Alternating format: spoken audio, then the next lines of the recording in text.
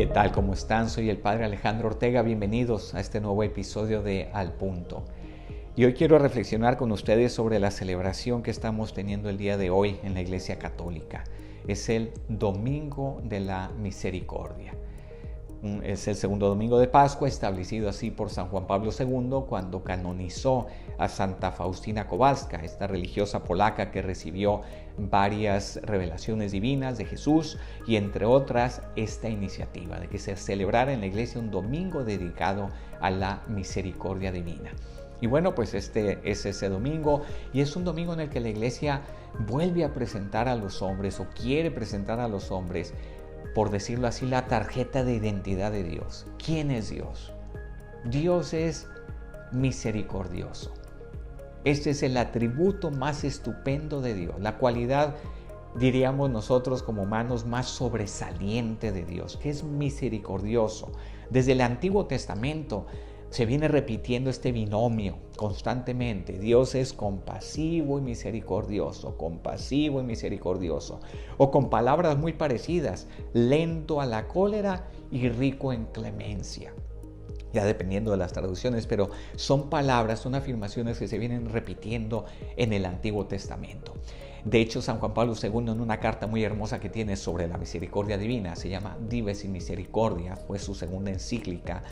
En esa carta hace ver, curiosamente es en un pie de página, que en el Antiguo Testamento había dos conceptos para explicar la misericordia de Dios.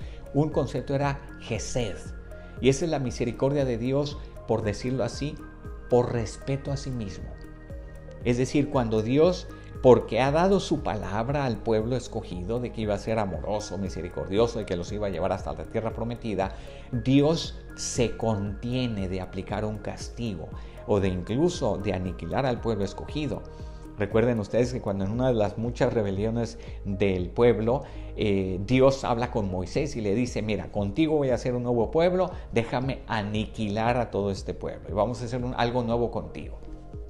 Y Moisés le recuerda a Dios sus promesas. Dice: ¿cómo? Si tú nos prometiste, tú le prometiste a este pueblo que lo llevarías hasta la tierra prometida. ¿Qué van a decir los demás pueblos de ti? Que los sacaste realmente de Egipto para hacerlos perecer en el desierto.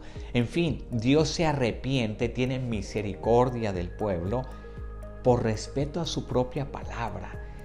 Por eso se dice que Gesed es como esa misericordia de Dios que Él ejerce hacia nosotros más por fidelidad a sí mismo que por una supuesta bondad hacia el pueblo escogido. Pero también aparece en el Antiguo Testamento un segundo término de la misericordia divina, que es Rehem. Rehem tiene una conexión filológica muy cercana con Rem, que significa útero materno en hebreo. El útero materno. Rehem es la misericordia de Dios que le sale de las entrañas. Es ese Dios que habla desde el corazón, por decirlo así, al pueblo escogido y le dice: yo te amo tanto, estás tan metido en mi corazón que te perdono.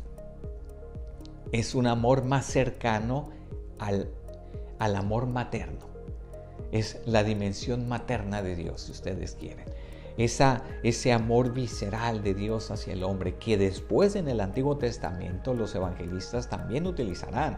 Recuerdo en particular la parábola del buen samaritano. Dice que el buen samaritano, cuando pasó junto a este hombre que estaba ahí despojado y malherido, tirado en el camino, dice que lo vio y se conmovió en sus entrañas. El término griego es splegnisthesthai.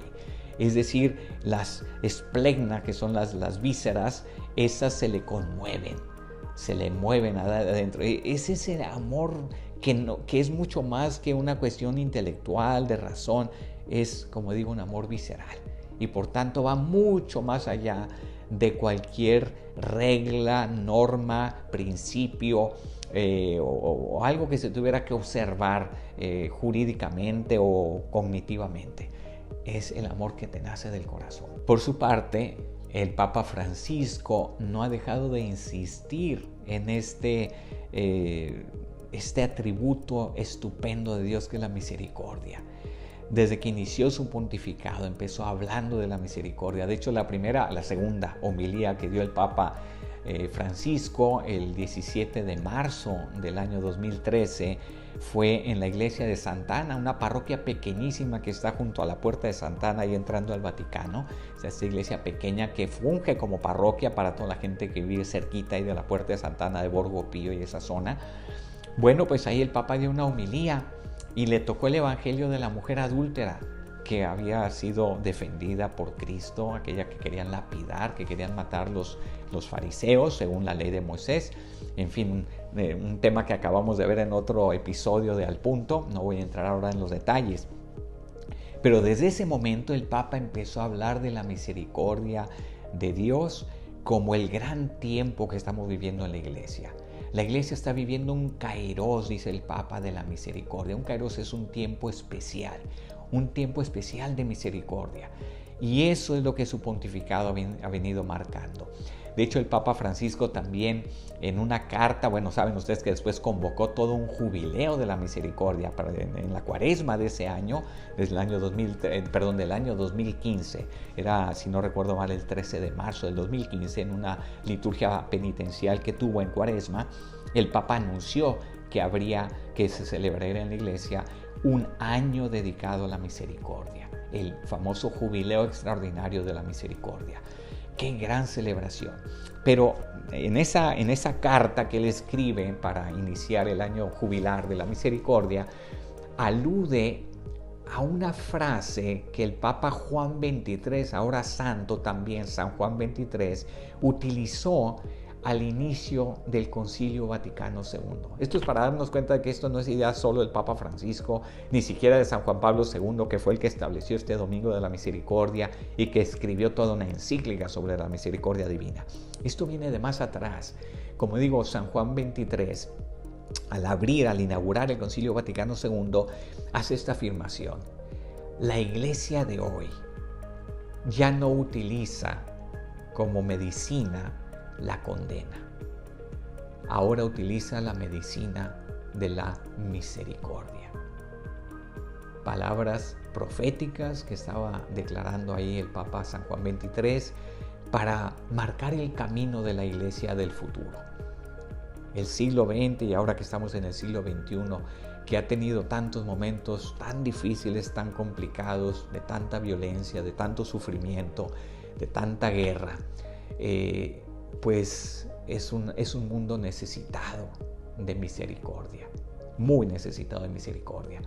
Y ya San Juan XXIII pues establecía esta pauta, este camino de la iglesia, para que la iglesia después del Concilio Vaticano II fuera una iglesia de la misericordia.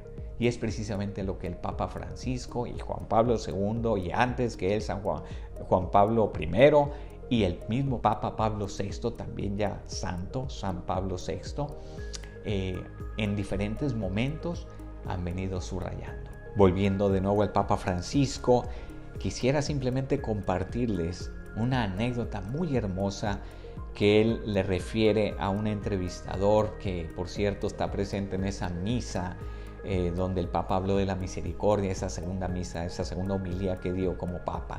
Este entrevistador, creo que es Andrea Tornielli, no me haga mucho caso, lo podemos verificar después, pero es un vaticanólogo italiano, y él le propone al Papa hacer este libro de entrevista sobre qué piensa el Papa Francisco de la misericordia. Él lo que buscaba era un libro que revelara un poquito cuál era el corazón o cuál es el corazón del nuevo Papa en aquel momento del año 2013. Y justo el argumento es la misericordia, y el título del libro que salió como fruto de esta entrevista es El nombre de Dios es misericordia. Se lo recomiendo muchísimo. El nombre de Dios es misericordia. Y ahí prácticamente en la introducción, el autor, el entrevistador, porque el autor pues, de la entrevista es el Papa Francisco, evidentemente en cuanto a los contenidos, refiere esta anécdota que aparece en una novela de Bruce Marshall que se llama en italiano Ad ogni uomo un soldo. A cada hombre un denario. Sería en realidad la traducción tomada más del Evangelio. ¿De acuerdo? Haciendo alusión a aquella parábola de que un dueño de una viña pues se ajusta con unos trabajadores y les iba a dar un denario al final del día. Pero bueno, volviendo a la anécdota, en ese libro de Bruce Marshall refiere un hecho que es muy hermoso porque es después de la Segunda Guerra Mundial, y hay un soldado alemán que es capturado por los franceses y es condenado a muerte. Era católico y se le ofrece la posibilidad de confesarse antes de que lo ajusticien, antes de que muera. Y viene un abad, un padre franciscano, abad de un convento, y bueno, pues este padre franciscano, el padre Gastón se llama, lo va a confesar al soldado alemán. Y están repasando así como que los 10 mandamientos, como a veces hacemos con ciertas personas cuando no se han confesado en mucho tiempo. Hacemos un repasito general de los 10 mandamientos, y cuando llegan al 6º mandamiento, pues resulta que este hombre se confiesa de algo, pero que le dice con toda sinceridad al abad Gastón que él no está arrepentido. Y era el tema que él había sido muy mujeriego. Había estado con muchas mujeres y le dijo al abad: mire, la verdad, ¿para qué le digo mentiras? No estoy arrepentido. Lo disfruté mucho y además, si pudiera volverlo a hacer, lo haría de nuevo. Y evidentemente, como ustedes saben, para que la absolución sea válida de un sacramento, del sacramento de la reconciliación, hace falta que el penitente al menos esté arrepentido del pecado y tenga al menos un propósito de enmienda, es decir, que no lo va a volver a hacer, al menos como propósito. Todos sabemos que como pecadores que somos vamos a volver a caer muy probablemente, pero la intención debería ser esa. Total, el abad Gastón se encuentra ante este dilema: pues ¿cómo voy a absolver a este hombre que no está arrepentido de este pecado? Y ahí dice el autor de esta anécdota, Bruce Marshall, dice que le viene al abad Gastón un lampo di genio en italiano, una iluminación de genio, ¿no? Una luz genial, diríamos en español. ¿Y cuál es? Le pregunta a este soldado: bueno, ¿al menos te duele que no te duela? En el texto original le dice: ti rincresce que no te rincresca.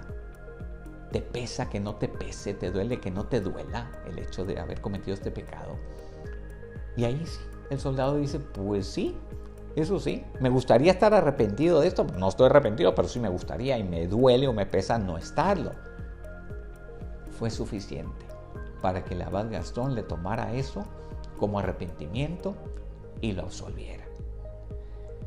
Esa es la expresión de la misericordia que la iglesia quiere manifestar al mundo de hoy. No es una iglesia que quiere condenar a nadie, es una iglesia que quiere salvar, porque ese es el corazón del evangelio, ese es el corazón del mensaje de Cristo, la salvación de los hombres. Cristo vino a morir por nosotros en la cruz, a dar su sangre, su vida por nosotros, para que esa sangre fuera la expresión concreta y además eficaz de la misericordia divina sobre toda la humanidad. Y por eso el Papa Francisco no se cansa de insistir, sobre todo a los sacerdotes, que seamos muy misericordiosos, sobre todo en el confesionario. Y él dice en un video muy reciente que publicó, dice: hay que pedirle a Dios que conceda a su iglesia sacerdotes, confesores misericordiosos y no torturadores.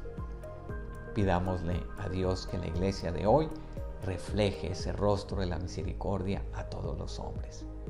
Que Dios los bendiga y bienvenidos a este Domingo de la Misericordia. Soy el Padre Alejandro Ortega y esto es Al Punto. Hasta la próxima.